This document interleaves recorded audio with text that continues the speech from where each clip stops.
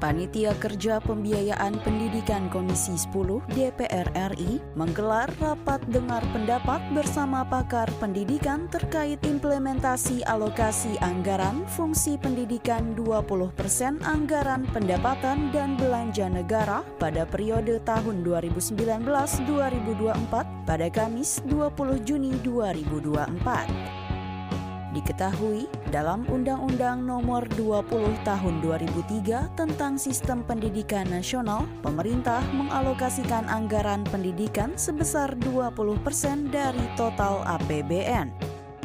Dalam pembahasannya, Wakil Ketua Komisi 10 DPR RI, Dede Yusuf, selaku pimpinan rapat menjelaskan sejak tahun 2009 hingga 2024, untuk pendidikan sudah menelan anggaran sebanyak 6.625 triliun rupiah.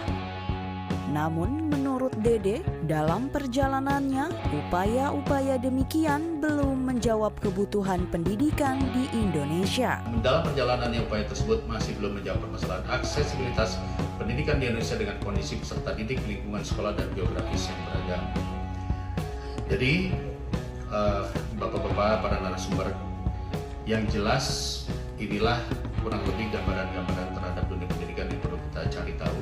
Apakah 20% anggaran fungsi pendidikan ini sudah tepat sasaran atau belum? Menanggapinya, pakar pendidikan dari Universitas Pendidikan Indonesia, Nanang Fatah, menilai alokasi anggaran 20% untuk pendidikan yang diberikan pemerintah tidak tepat sasaran. Jadi kalau kita berbicara peruntukan dari 20%, itu dulu ide awalnya zaman reformasi 98 itu bukan untuk pendidikan di luar Kemendikbud, tidak. Itu karena sudah dihitung, itu kalau total satu APBN habis, itu untuk peningkatan mutu sekolah-sekolah yang dikelola oleh Kemendikbud itu.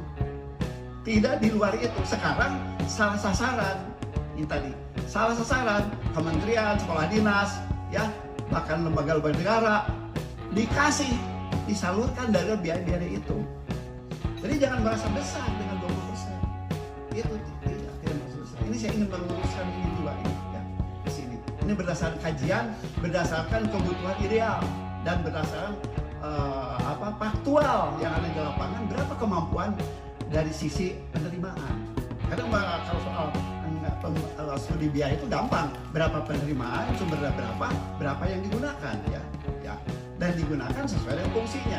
Ini cost function namanya. Fungsi biaya itu apa? Pendekatan. Bukan asal keluar duit, tapi fungsi biaya itu